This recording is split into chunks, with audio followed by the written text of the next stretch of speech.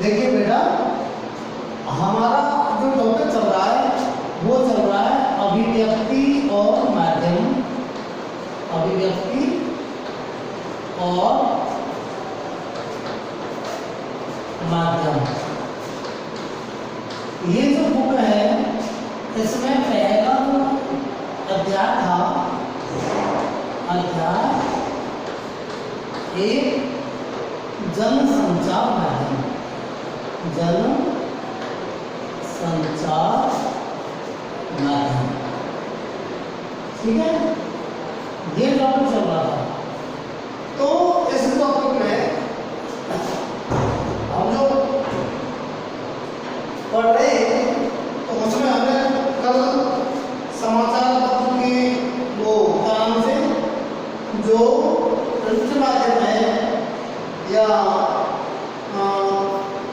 Media है, उस भारत में जनसंचार माध्यमों के विकास के बारे में हमने आपको पढ़ाया। तो भारत में जनसंचार माध्यमों में जो विभिन्न प्रकार के जनसंचार माध्यम हैं उनमें से पहला है समाचार पत्र।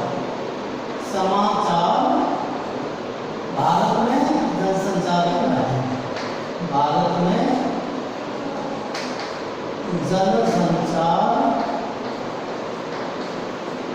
के माध्यम। इसमें पहला माध्यम कौन सा है? समाचार पत्र पत्रिका, समाचार पत्र पत्रिका, समाचार पत्र या समाचार पत्र पत्रिकाएं, पत्रिकाएं, ठीक है। अब आप समाचार पत्र पत्रिकाओं में आप देखिए, हम आपको बताते हैं, ये इसको प्रिंट मीडिया कहते हैं। क्या कहते हैं? Print media. तो प्रिंट मीडिया है, प्रिंट यानी छपे हुए माध्यम, क्योंकि समाचार पत्रों की, पुस्तकों की इनकी छपाई होती है, तो छपन करके जो सूचनाएं, छाप करके जो सूचनाएं पहुंचाई जाती हैं, तो उन माध्यमों को कहते हैं प्रिंट मीडिया। तो समाचार पत्र जो है प्रिंट मीडिया के अंतर्गत आते हैं। हालांकि रेडियो और टेलीविजन अपने विशाल दर्शक वर्ग के कारण जो है वो समाचार पत्रों से भी ज्यादा प्रसिद्ध है। उनकी पहुंच समाचार पत्रों की वजह अधिक गहरी है। समाचार पत्र बहुत ही जगह, आप लोग तो मैदानी क्षेत्र में रह रहे हैं, बहुत से लोग तो पहाड़ी क्षेत्रों में, हिमाचल प्रदेश में आप चले जाइए, जम्मू कश्मीर में चले जाइए जो है, तो वहाँ पहाड़ों में गाँव हैं बहुत से, तो वहाँ रोजाना का समाचार पत्र का पहुँचना मुश्किल हो जाता है। ऐसी कंडीशन में वहाँ रेडियो और टेलीविजन ही ज़्यादा सक्सेसफुल रहते हैं। तो वहाँ रेडियो और टेलीविजन तो जो है टावर लगा के उनसे तरह पहुँच जाती है, लेकिन समाचार पत्र का पहुँचना मुश्किल हो जाता है। लेकिन वाणी को शब्दों के रूप में रिकॉर्ड करने वाला आधुनिक माध्यम होने की वजह से जो प्रिंट मीडिया का महत्व हमेशा रहा है। वाणी को शब्दों के रूप में रिकॉर्ड करने वाला, भाई हम जो भी कुछ बोलेंगे या जो हमारे विचार होंगे उनको शब्दों के रूप में लिख दिया जाएगा, तो उसको शब्दों के रूप में रिकॉर्ड करने के लिए ये जो है करने वाला माध्यम हमेशा बना रहेगा। आज भले ही प्रिंट, रेडियो, टेलीविजन या इंटरनेट किसी भी माध्यम से खबरों के संचार को पत्रकारिता कहा जाता हो, चाहे वो रेडियो हो, प्रिंट माध्यम हो, रेडियो हो, टेलीविजन हो, इंटरनेट हो, फिल्म हो, कोई भी माध्यम हो, उसको चाहे जो है संचार, खबरों के संचार को चाहे पत्रकारिता कहा जाता है। लेकिन आरंभ में तो पत्रों से, समाचार पत्रों से शुरुआत हुई। सबसे पुराना माध्यम आधुनिक, अब अगर हम योग कहें संचार के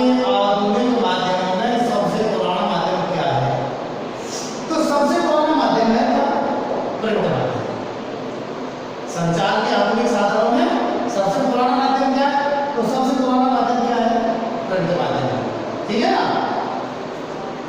तो लेकिन आरंभ में केवल प्रिंट माध्यमों के जरिए ही खबरों के आदान प्रदान को ही पत्रकारिता कहा जाता है। इसके तीन पहलू हैं। इसके तीन पहलू हैं। पहला तीन पहलू। अब इसके तीन पहलू क्या है? तीन पहलू है। पहला है खबरों को कलेक्ट करना, खबरों को संकलित करना, संकलित करना। ठीक है। अब इस काम को कौन करते हैं? इस काम को करते हैं रिपोर्टर्स। कौन करते हैं? रिपोर्टर्स करते हैं इस काम को। भाई न्यूज कलेक्ट करने का काम किसका है? रिपोर्टर्स का काम होता है। रिपोर्टर न्यूज कलेक्ट करते हैं। ठीक है ना? और दूसरा काम है खबरों को संपादित करने का। दूसरा काम क्या है? खबरों को संपादित करने का। संपादित करना, संपादित करना। अब खबरों को संपादित करने का काम किसका होता है? संपादक को होगा, संपादक मंडल का। किसका काम होता? संपादक मंडल का। मैं इसको और विस्तृत तरीके से आपको अभी समझा रहा हूं। ठीक है।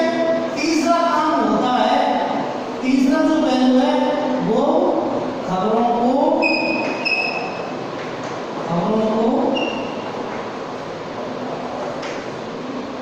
छाप कर और जो है वितरित करना या पहुंचाना।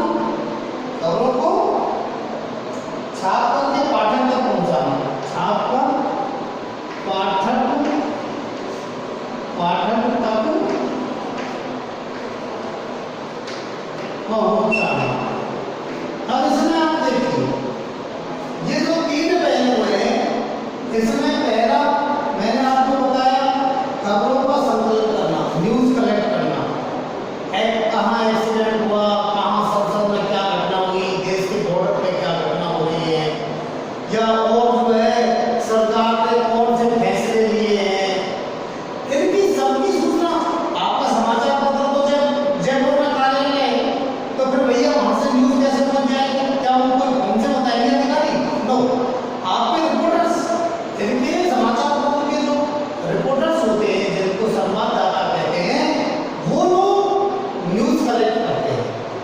वही जाते हैं और न्यूज कलेक्ट करते हैं, वो देख करके और समाचार भेज देते हैं।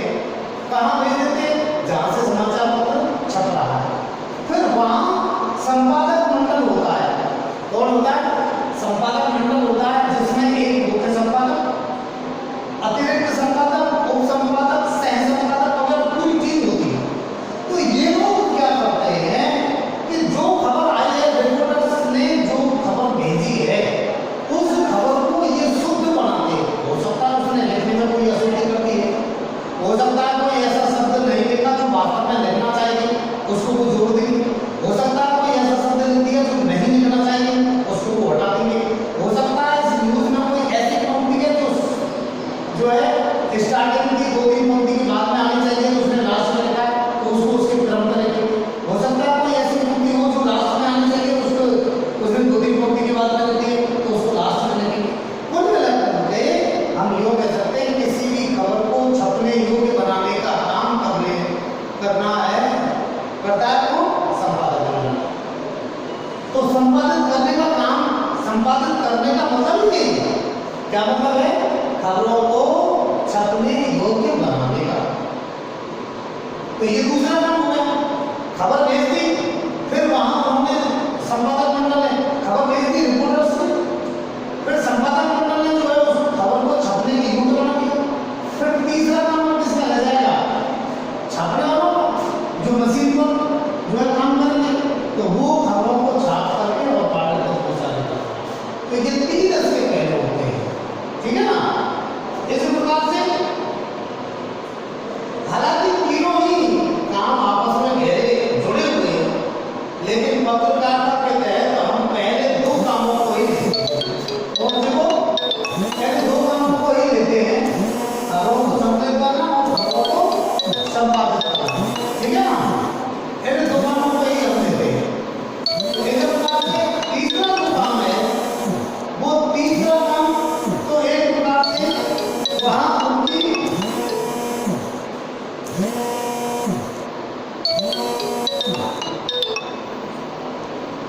तीसरा काम तो उनकी प्रक्रिया के अधीन या ये कह सकते हैं कि जो है उनकी उस प्रक्रिया में आता है जो तकनीकी कार्य है। लेकिन क्योंकि प्रकाशन और वितरण का कार्य तकनीकी और प्रबंधकीय विभागों के अधीन होते हैं, जबकि रिपोर्टिंग और संपादन के काम के लिए एक विशेष बौद्धिक और पत्र कार्य औसत की अपेक्षा है। रिपोर्टिंग और संपादन के काम के लिए एक विशेष बौद्धिक काम की और जो है पत्रकारिता कौशल की अपेक्षा रहती है, उसकी योग्यता चाहिए। जहां बाहर से खबरें लाने का काम संवाददाताओं का होता है। किसका होता है? संवाददाताओं का, रिपोर्टर्स का। तो वही जो है तमाम खबरों, लेखों, फीचरों को व्यवस्थित तरीके से संपादित करने का काम और सुरुचिपूर्ण ढंग से छापने का काम किसका रहता है? संपादक का रहता है। ये मैंने अभी आपको बता ही दिया था। आज पत्रकारिता का क्षेत्र भी बहुत व्यापक हो चला है। पत्रकारिता के क्षेत्र में बहुत व्यापक वृद्धि हुई है।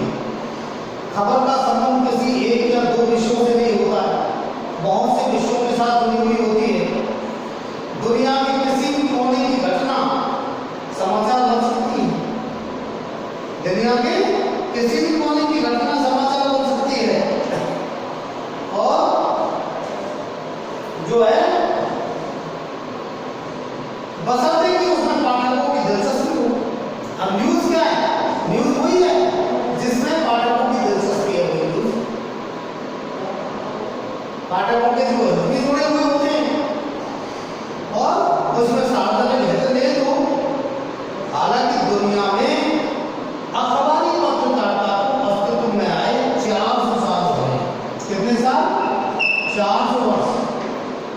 अखबार से जो समाचार पत्र चला है उसको दुनिया में आए कितने साल हो गए? 400 साल हो गए। लेकिन जो है भारत में इसकी शुरुआत 1780 में जेम्स ऑगस्ट ने। किसने? कब? 1780। जेम्स ऑगस्ट की। जेम्स ऑगस्ट की इसने बंगाल गजट निकाला था। कौन सा? बंगाल गजट। इस बंगाल गजट से ही शुरुआत की। ये बंगाल गजट निकला कहां से था? कलकत्ता से निकला था। कहां से? कलकत्ता से। बंगाल गजट कहां से निकला था? कलकत्ता से निकला था। ठीक है ना? तो जबकि हिंदी का जो पहला साप्ताहिक पत्र उदंत मातम, हिंदी का पहला साप्ताहिक निकला था उदंत मातम। ये तो अंग्रेजी में था, बंगाल में। और हिंदी का पहला समाचार, हिंदी का पहला समाचार वो था उदंत मातम। उदंत मातम। ठीक है ना? ये उदंत मातम सन 1826 में। कब? 1826 में पंडित जुगल किशोर शुक्ल ने लिखा था। पंडित जुगल किशोर शुक्ल, शायद इधर दिखाई कौन देगा आपको?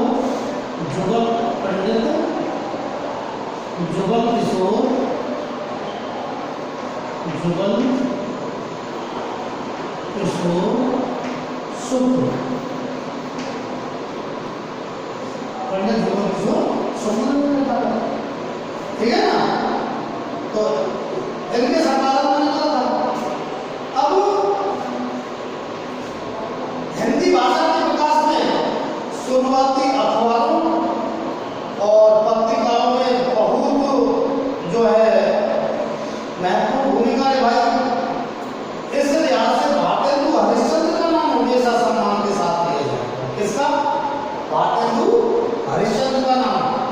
बड़े सम्मान के साथ किया जाएगा।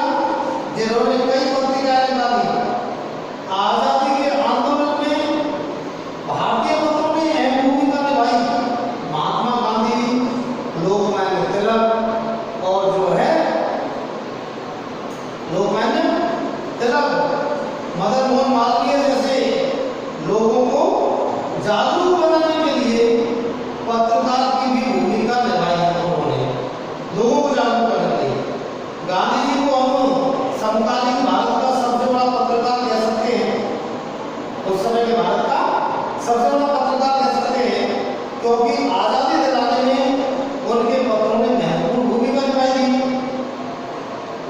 आजादी के पहले के जो प्रमुख पत्रकार हैं उनमें गणेश शंकर विद्यार्थी, कौन? गणेश शंकर विद्यार्थी, माखनलाल चतुर्वेदी, महावीर प्रसाद द्विवेदी, बाबूराव विष्णुराव पराड़कर, बाबूराव विष्णुराव पराड़कर और जो है प्रताप नारायण मिश्र, शिव पूजन सहाय, रामलक्ष्मण बेनीपुरी और बाल मुकुंद गोपाल। लेकिन उस समय के जो पत्र थे, केसरी, हिंदुस्तान, सरस्वती, हंस, कर्मी, आज, प्रताप, प्रदीप, विशाल भारत आदि पत्र उस समय के प्रमुख रहे। लेकिन जहां आजादी से पहले पत्रकारिता का लक्ष्य स्वाधीनता की प्राप्ति थी, भाई आजादी से पहले पत्रकारिता का मेन उद्देश्य क्या था? स्वतंत्रता प्राप्त करना। लेकिन आज उद्देश्य क्या है?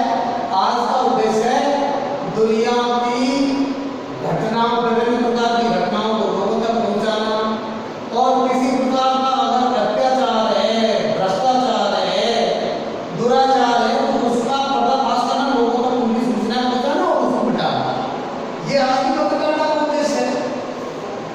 और आज लेकिन आज ये जो पत्रकारिता है, इसी के साथ साथ आज प्रोफेशनल भी हो गई, व्यवसाय हो गई, पत्रकारिता बिजनेस बन गया। आप टीवी चैनल देखिए, रेडियो चैनल देखिए, समाचार पत्रों को देखिए, ये इनका बिजनेस हो गया, ये इनका बिजनेस हो गया। लेकिन हर पत्रिका की, हर चैनल की अपनी एक विशेष प्रकार की सोच और उनकी जो है उनका